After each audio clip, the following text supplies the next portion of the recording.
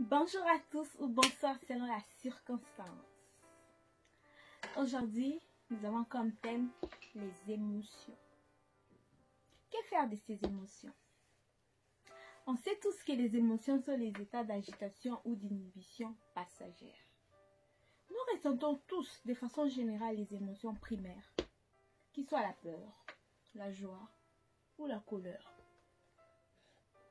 En grandissant, nous avons appris que s'ouvrir en exprimant son ressenti était entre guillemets indécent.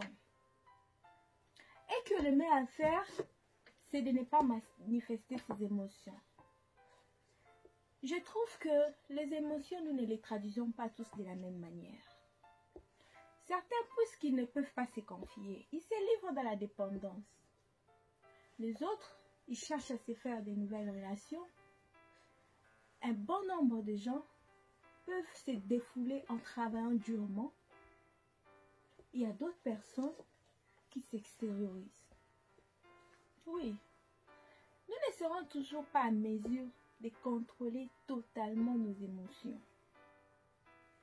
Car elles sont en nous, y vivent et y resteront. C'est à nous de gérer. Les questions ici sont les suivantes. Que faire de ces émotions? À qui les montrer donc?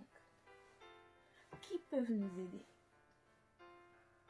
Toute émotion de quelle nature soit-elle, elle ne nous passe pas inaperçue.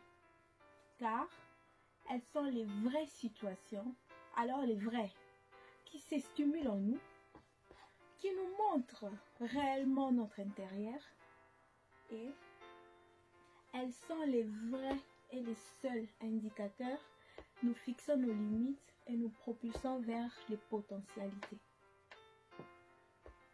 C'est grâce à nos émotions que nous communiquons avec notre ego, notre cœur, notre esprit, en général avec notre personne. Ce qui fait que nous nous connaissions plus nous-mêmes et que lorsqu'on a un problème, nos émotions nous alarment.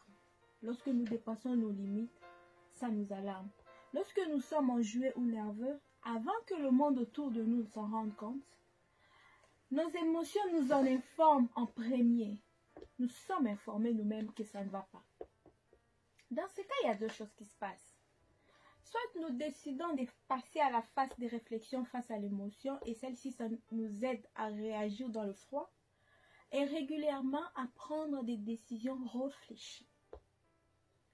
Soit, dès qu'on est informé, nous réagissons, nous les exprimons et elles peuvent être bonnes ou mauvaises, elles retourneront toujours sur nous.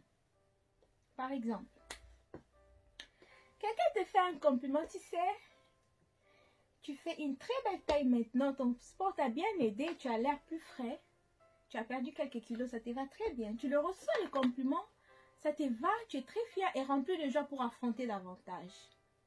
Le même jour, tu te rends à une réunion dans la famille et là, une personne te fait une remarque. Mais qu'est-ce qui s'est passé avec toi? Tu m'as l'air plus gros que la dernière fois que je t'ai vu. Tu ferais mieux de contrôler ton alimentation. Waouh! Tu reçois cette critique et tu es dans un conflit de critiques-compliments.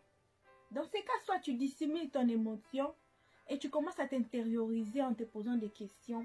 Qu'est-ce qui se passe avec moi? Qu'est-ce qui va avec cette série de critiques et compliments? Certainement, tu ne vas pas trouver des réponses. Et tu te sentiras nerveux, triste.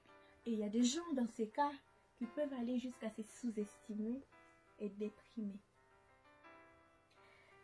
Ainsi, on peut soit extérioriser en révélant son émotion et dire tout haut tout ce qu'on passe de la critique. De toutes les façons.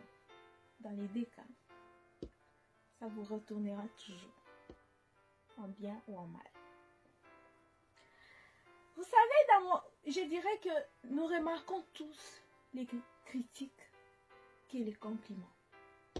Dans ce cas, la personne aurait peut-être voulu qu'on lui refasse un compliment, qui sait qu'elle a reçu le matin.